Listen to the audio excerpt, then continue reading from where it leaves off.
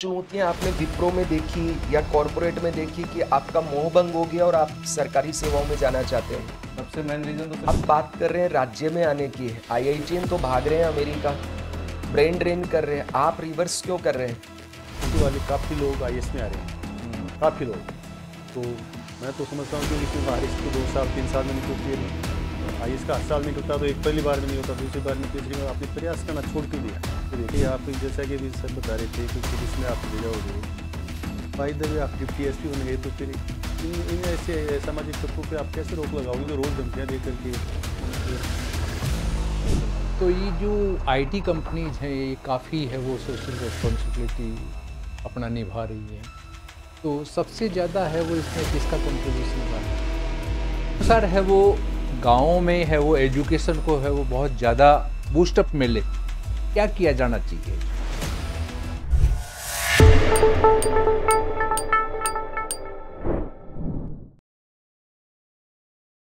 एक minute. Yes, कम इन। बैठिए।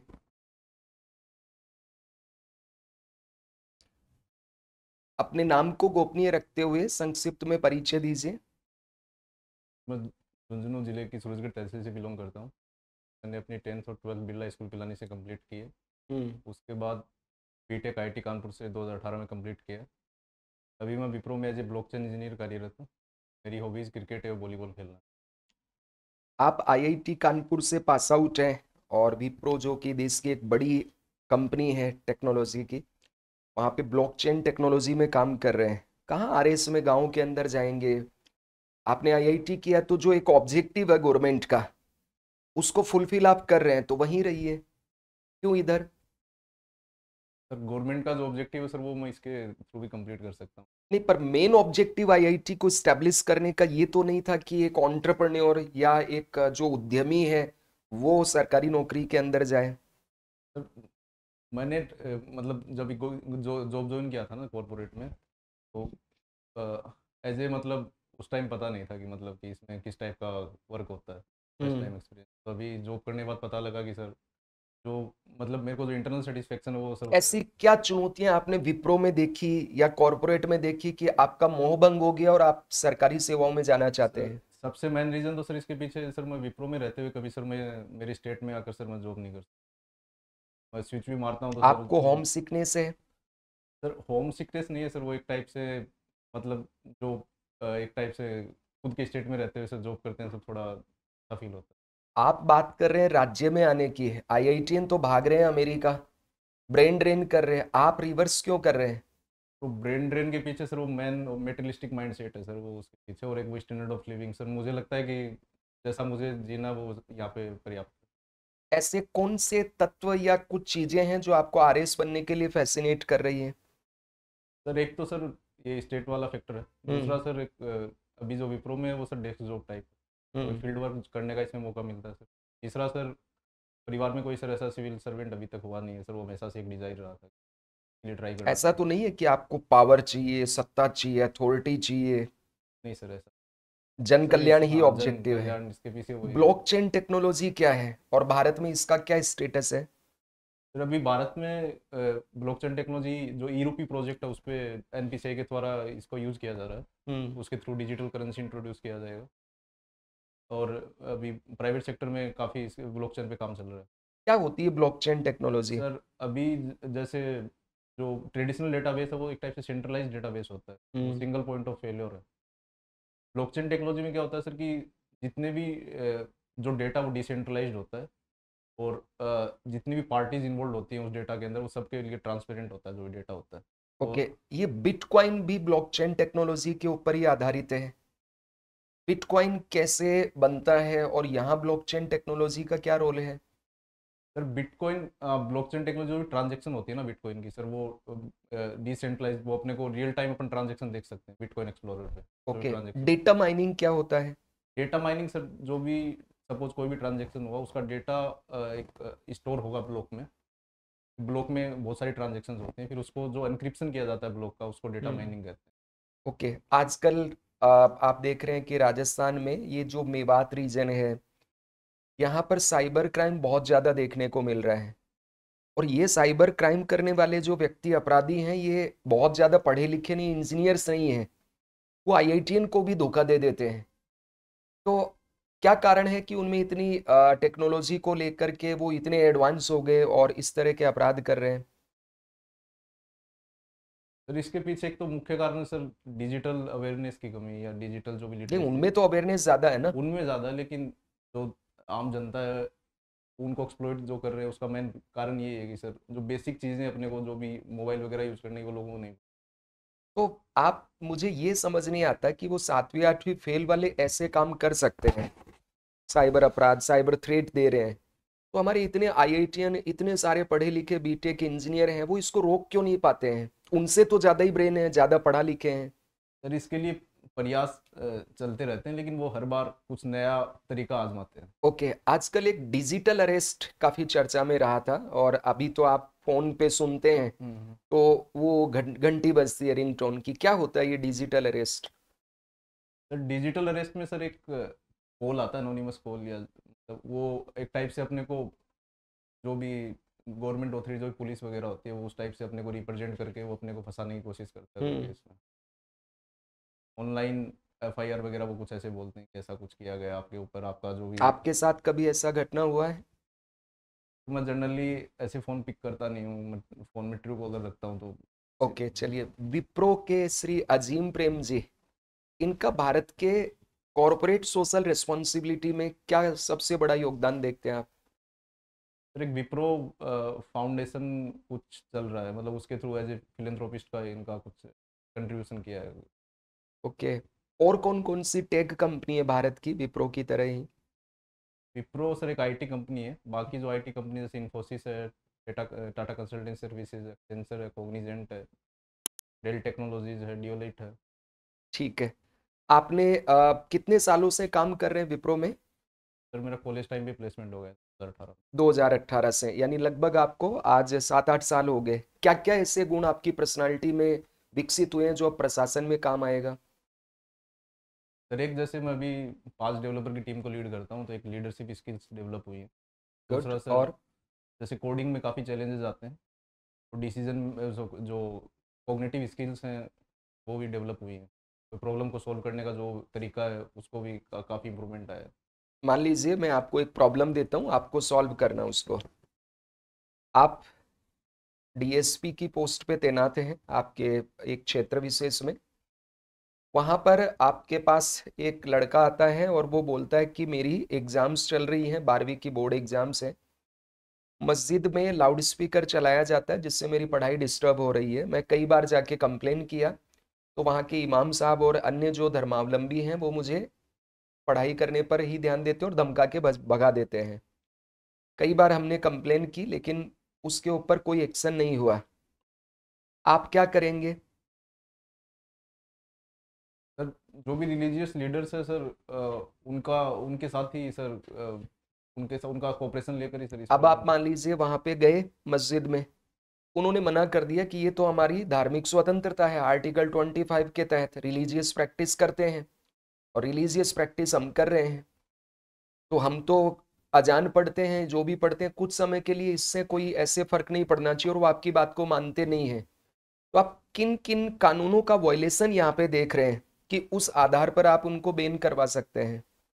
Sir एक तो सर नॉइस पोल्यूशन के तहत अपन इस पर कार्रवाई कर सकते हैं सर। क्या नियम है इसके? नॉइस पोल्यूशन को लेकर सर एग्जैक्ट मुझे पता यदि नहीं। आपके साथ वहां पे मारपीट हो जाती है और मान लीजिए थाना है आपका क्षेत्र, वहां पे भी आगजनी कर दी जाती है, राइट्स हो जाते हैं, तो क्या करेंगे आप? सर जो जो भी रिलीजियस लीडर्स हैं सर, उनके उनके साथ ही सर वार्तालाप करके मतलब इस प्रॉब्लम को सोल्व किया जा सकता है सर। ठीक है सर, पूछिए आप। दीपक जी, आप जैसा कि आईआईटी करके आरएस की तरफ मुड़ गए, आपके दिमाग में आईएएस की क्यों नहीं आई? सर ट्राई किया था सर एक बार सर, उसमें मेंस में। दोबारा प्रयास करते। सर फिर मैं वो जॉब का लेकर सर, जॉब के साथ साथ मुझे लगा कि आईएएस का नहीं हो पाएगा, मुझे इस एग्जाम में सर थोड़ा सही लगा। आईआईटी वाले काफ़ी लोग आईएएस में आ रहे हैं, काफ़ी लोग। तो मैं तो समझता हूँ क्योंकि इसमें तो आरएस तो 2 साल 3 साल में निकलती है, आईएएस का हर साल निकलता तो एक पहली बार में नहीं होता, दूसरी बार में, तीसरी बार आपने प्रयास करना छोड़ क्यों दिया जब एक बार किया? सर वो जॉब का लेकर ही था, जैसे जॉब छोड़ना पड़ता सर आईएएस की तैयारी के लिए, मुझे ऐसा लगा। तो आपकी आईआईटी वाली नॉलेज प्रशासन में कैसे काम आएगी, ये बताओ आप। सर आईआईटी में सर जो भी सिर्फ एजुकेशन करिकुलम तो सर अलग बात है, उससे उसके अलावा सर जो भी जैसे एक्स्ट्रा करिकुलर एक्टिविटीज जो आईआईटीज में होती है सर, उसमें मैंने काफ़ी पार्टिसिपेट किया। उसके थ्रू सर मेरा पर्सनली जो डेवलपमेंट हुआ है। उसके अलावा सर जैसे अभी आईआईटी के थ्रू ही मेरे को जॉब मिला है, जो भी मिला भी में सर, जो भी मैंने लीडरशिप स्किल्स या कोग्निटिव स्किल्स या जो भी मैनेजमेंट की जो भी स्किल्स है वो जो डेवलप किया है, तो सर मैं ट्राई करने यूज़ करने की ट्राई करूँ।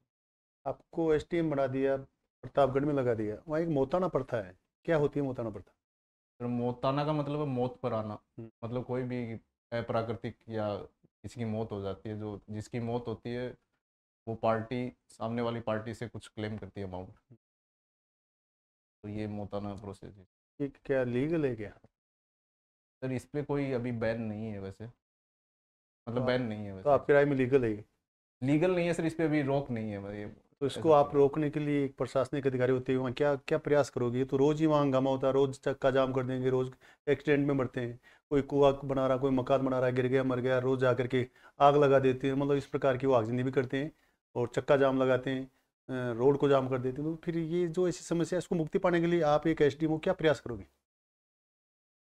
सर ऐसा कोई इंसिडेंट होने पर सर जो भी मतलब जो भी ऐसा क्लेम कर रहा है सर उसके खिलाफ सर उसको उसके खिलाफ कार्रवाई करना, क्योंकि सर कोई भी ऐसा इंसिडेंट होता है तो सर उस पर एक कानूनी तरीके से ही प्रोसेस होना चाहिए। हाँ, तो वही तो है ना, ये कानून नहीं है, लेकिन ये कि ठीक ये है, प्रथा एज ए प्रथा चला फॉलो रही की है। जा रही है, वो ये कुप्रथा बन गई है। चिड़ावा क्या क्या फेमस है, आप झुंझुनू के हो? लालचंद जी के पेड़े हैं सर। लालचंद जी का तो भी अपहरण कर ले गए थे, वो धमकी दी थी शायद, हाँ धमकी वो दी थी। अभी तो ऐसी धमकियों के लिए आप, जैसा कि अभी सर बता रहे थे कि पुलिस में आप चले जाओगे, बाय द वे आप डिप्टी एसपी बन गए, तो फिर इन इन ऐसे सामाजिक तत्वों पे आप कैसे रोक लगाओगे जो रोज धमकियां दे करके फोनों पे प्रकार? सर प्रयास ये रहेगा कि जिसने भी धमकी दी उसको जल्दी से जल्दी पकड़ना सर, और उस पर कार्रवाई करना जो भी हो। तो आप पुलिस को प्राथमिकता दोगे या आरएस को दोगे? पीएसपी बनोगे या आरएस बनोगे? सर अभी आरएएस फुलफिल किया आपको पहला, आरएएस फिल किया पहला डिफेंस। ये जैसे अवैध खनन है, इसको बंद करने की जिम्मेदारी भी एसडीएम पे रहती है, क्योंकि जो वहाँ का ब्लॉक लेवल का जो प्रभारी होता है वो एसडीएम होता है, माइनिंग वाले भी होते हैं, फॉरेस्ट वाले भी होते हैं, तहसीलदार भी होता है, जो भी है। तो ये इलीगल माइनिंग को रोकने में काफ़ी प्रेशर आते हैं पॉलिटिकल, आप क्या करोगे, तो कैसे निजात पाओगे इससे? सर मेरी जो ड्यूटीज़ हैं सर वो मेरी प्राथमिकता रहेंगी पहली, सबसे पहले पॉलिटिकल प्रेशर सर, मतलब जो भी ड्यूटीज़ हैं मैं सर उनको ही प्राथमिकता दूंगा। दूसरी बात सर, ऐसा कोई भी सर इलीगल माइनिंग वगैरह जो इंसिडेंट हो रहा है सर, सबसे पहले ये मतलब किस तरीके से हो रहा है सर उसको एनालाइज करूँगा। मतलब किन तरीक़ों से इस इलीगल माइनिंग की जा रही है, जो भी जिन रास्तों से की जा रही है सर उन पर गड्ढे वगैरह खोदना, या मतलब जो भी पुलिस या फॉरेस्ट डिपार्टमेंट उनका साथ लेना, चौकी बनाना, ऐसा कुछ होने पर अकाउंटेबल ठहराना जो भी सबऑर्डिनेट्स हैं उनको।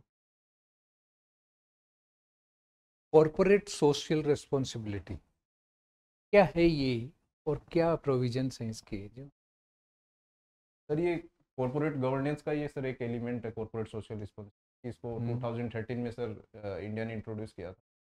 इसमें सर ये है कि कोई भी कंपनी अगर उसकी नेट वर्थ 500 करोड़ से अधिक है, नेट प्रॉफिट 5 करोड़ से अधिक और एनुअल टर्नओवर उसका 1000 करोड़ से अधिक, तो उसको अपने जो पिछले 3 साल का जो एवरेज नेट प्रॉफिट है उसका 2% कंट्रीब्यूट करना होता है, जो भी सोशल वर्क है उसमें, एजुकेशन, हेल्थ। तो ये जो आईटी कंपनीज हैं ये काफ़ी है वो सोशल रिस्पॉन्सिबिलिटी अपना निभा रही हैं, तो सबसे ज़्यादा है वो इसमें किसका कंट्रीब्यूशन रहा है? सर मेरी जानकारी में सर रिलायंस का सबसे ज़्यादा कंट्रीब्यूशन है। टाटा का एग्जैक्ट फिगर वगैरह सर अच्छा अच्छा। तो एक चीज़ ये मैं पूछ रहा था कि जैसे विप्रो का जो इनिशियल इन्वेस्टर जो है उसके लिए कहा जाता है कि विप्रो में जिसने आईपीओ में है वो 10,000 रुपये लगा दिए, आज वो कितने करोड़ का मालिक हो गया है। अभी सर जो विप्रो का शेयर है सर वो लगभग 282 पे ट्रेड कर रहा है। इनिशियल जो आईपीओ कब आया था इसका, जो इनिशियल ऑफर कब था, पब्लिक इश्यू है वो? Exact date. वो बताते हैं कि जिसके पास में विप्रो के शेयर्स थे वो आज 100 करोड़ से भी ऊपर का मालिक है।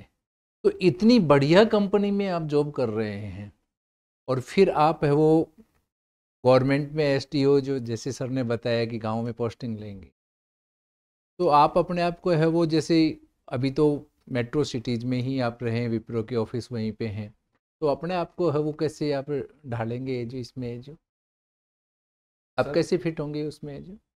गांव को लेकर बात है तो सर मैं मतलब जैसे कोरोना के बाद से 3-4 साल मैंने वर्क फ्रॉम होम, हम्म, तो मेरे को उसमें सर कोई गांव वगैरह में रहने से मैं इजीली अडेप्ट कर जाता हूँ कोई सिचुएशन में, उससे कोई इशू नहीं। और आईआईटी ने भी इसको सिखाया है सर, जैसे हर साल हॉस्टल में जो रूममेट्स थे वो चेंज होते थे, कभी साउथ का बंदा कभी नॉर्थ ईस्ट का बंदा, ये अडेप्टिबिलिटी वाली कोई सर। तो आपके अनुसार है वो गाँव में है वो एजुकेशन को है वो बहुत ज़्यादा बूस्टअप मिले, क्या किया जाना चाहिए जो? सर सबसे पहले सर जो भी जिसने भी अच्छा किया सर उसको एक एज ए एम्बेसडर रिप्रेजेंट करना सके।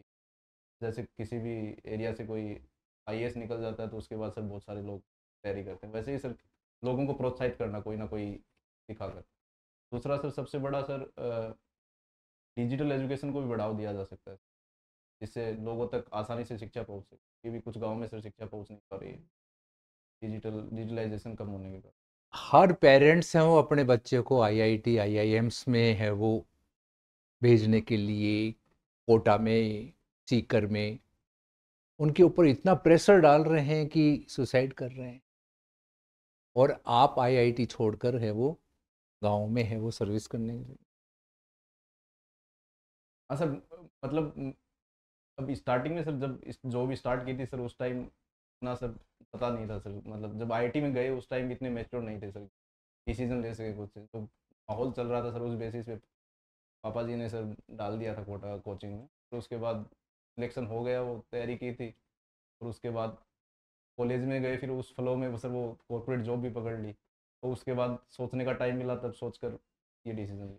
अभी राजस्थान विधानसभा में है वो कोचिंग्स को लेकर है वो एक विधेयक लाया गया है, क्या है उस विधेयक में, क्या प्रोविजंस हैं वो किए गए हैं?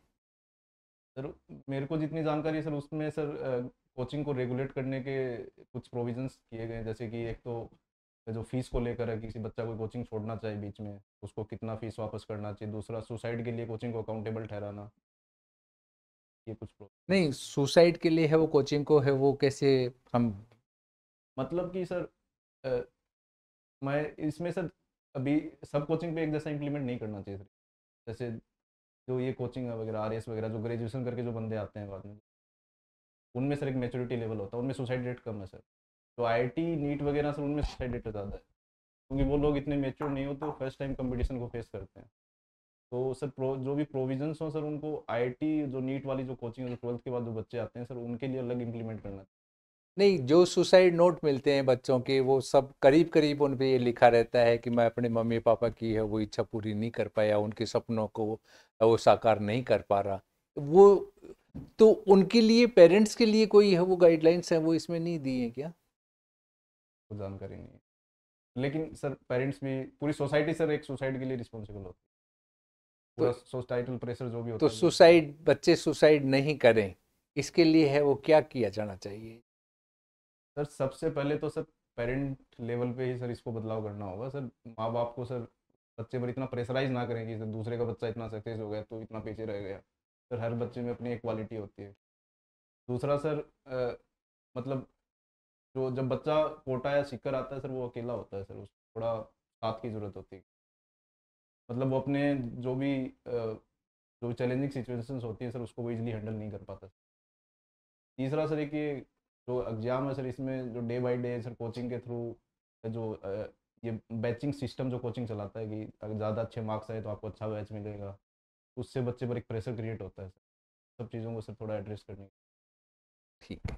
आपको आरएस की तैयारी के लिए बूस्ट करने में बूस्टर एकेडमी का कितना योगदान रहा? सर मैंने बूस्टर एकेडमी के सर यूट्यूब वीडियोज़ ही थोड़े देखे, वैसे हेल्प। आपकी हॉबीज क्या है? क्रिकेट और वॉलीबॉल खेलना। क्रिकेट और बॉलीवुड खेलना। आज तो बहुत बड़ा दिन है क्रिकेट के लिए, कैसे? आईपीएल स्टार्ट हो रहा है। आईपीएल कौन सा सीजन है इसका? आईपीएल का सर सीजन है, मेन स्पॉन्सर कौन है? टाटा है। टाटा है या टाटा ही है? टाटा है, टाटा है, टाटा है। टाटा आई। ओके, अभी सऊदी अरब भी इस तरह का एक लीग शुरू करने वाला है। अगर वो लीग स्टार्ट होती है, जितना कि बताया गया इतना इन्वेस्टमेंट करने का सोच रहे हैं, तो आईपीएल और भारत की क्रिकेट इंडस्ट्री पर क्या नेगेटिव इम्पैक्ट देखते हैं आप इसका? भारत की इंटरटेनमेंट इंडस्ट्री आईपीएल के ऊपर। सर, इसमें सर टाइमिंग कॉन्फ्लिक्ट ना हो तो सर एक टाइप से क्रिकेट को बढ़ावा ही मिलेगा सर, पॉजिटिव इम्पैक्ट ही आएगा सर। जो अरब नेशंस के जो लोग हैं सर, वो भी क्रिकेट की तरफ उनका रुझान बढ़ेगा सर, तो उससे अपने टीआरपी वगैरह आएगी सर, अपने आईपीएल को लेकर भी। चलिए, वहाँ पे डीआरएस क्या है? DRS technology. डकवर्थ लुईस नियम, DRS decision review. Decision review, sorry decision review system sir. वो डीआरएस सर, कोई बैट्समैन सपोज उसको लगता है कि अंपायर ने जो डिसीजन दिया है सर वो गलत है, वो उसको चैलेंज कर सकता है। कौन कौन सी टेक्नोलॉजी के माध्यम से ये संभव हो पाता है, डीआरएस टेक्नोलॉजी? सर एक तो फोर्टी स्पोर्ट टेक्नोलॉजी होती है, दूसरा अल्ट्रा एज टेक्नोलॉजी होती है, और शायद इंफ्रारेड रेज का सर इसमें। अच्छा, ये डकवर्थ लुईस नियम है, ये क्या है, कब यूज होता है ये? सर डकवर्थ लुईस नियम सर ओडिया और टी20 मैचेज में यूज़ होता है सर। जैसे 50 ओवर का जो ओडीआई होता है उसमें 20 ओवर सेकंड इनिंग में कंप्लीट हो जाते हैं, तब यूज़ होता है। और टी20 में सर सेकंड इनिंग में अगर 5-6 ओवर कंप्लीट हो गए तब यूज़। अभी चैंपियंस ट्रॉफी का आयोजन हुआ था पाकिस्तान में। भारत पाकिस्तान के कौन से शहर में जाकर मैच जीत के आई? पाकिस्तान में नहीं जीता तो ये ट्रॉफी तो पाकिस्तान ने आयोजित करवाई है, फिर सर। कैसे इसको बोलते हैं ऐसा? सर पाकिस्तान इसका आयोजक था, लेकिन बीसीसीआई ने सर इसमें पार्टिसिपेट करने से मना कर दिया था तो सर। भारत कहाँ जाके खेल के आया? दुबई खेला था। दुबई में। क्या आपको लगता है कि भारत ने ये जो डिसीजन लिया कि पाकिस्तान में नहीं जाएंगे, ये उचित डिसीजन नहीं था? क्योंकि अगली चैंपियंस ट्रॉफी वो भारत में होनी है, तो पाकिस्तान इधर नहीं आएगा। पाकिस्तान भी डिमांड करेगा दूसरे देश में होना चाहिए, तो हमें एक तो फाइनेंशियली नुकसान होगा, दूसरा जो एक क्रिकेट डिप्लोमेसी थी वो करके हम दोनों देशों के रिलेशन बेहतर कर सकते थे। खेल को राजनीति में नहीं लाना चाहिए था। आपका व्यक्तिगत तौर पे क्या मानना है? सर व्यक्तिगत तौर पे सर एक तो सर थ्रेट तो था सर प्लेयर्स को सर, अगर इंडियन प्लेयर्स आ जाते हैं तो थ्रेट की पॉसिबिलिटी रहती केवल इंडियन प्लेयर्स आते तो थ्रेट होता, लेकिन उसमें तो ऐसा कुछ नहीं हुआ। आपका ये मानना है कि भारत के जो प्लेयर हैं उनको साथ टारगेट कुछ इस तरह का होता? सर। नहीं सर, वो एक पॉसिबिलिटी रहती है थ्रेट की सर। वो अच्छा, इसमें विजेता भारत था, उप विजेता कौन था? विजेता सर इसमें न्यूजीलैंड। और जो पूरी की पूरी सीरीज है इसका प्लेयर कौन रहा है? Player of the series sir कोई बॉलर नाम भारत के ही किन्हीं दो क्रिकेटर के नाम पे रखा गया है, किस देश से था? रचित रविंद्र। चलिए ठीक है। क्रिकेट एक तरह से पूरा प्रशासन है, कैसे? इसमें वो सारे गुण, वो सारी चीजें हैं जो एक एसडीएम, एक प्रशासनिक अधिकारी के अंदर होना चाहिए। सर क्रिकेट में सर जो भी मैनेजमेंट के जो भी प्रिंसिपल्स हैं सर वो इम्प्लीमेंट। सबसे पहले तो सर प्लेयर्स को सिलेक्ट करना, पूरा रिक्रूटमेंट प्रोसेस है, उसके बाद ट्रेनिंग।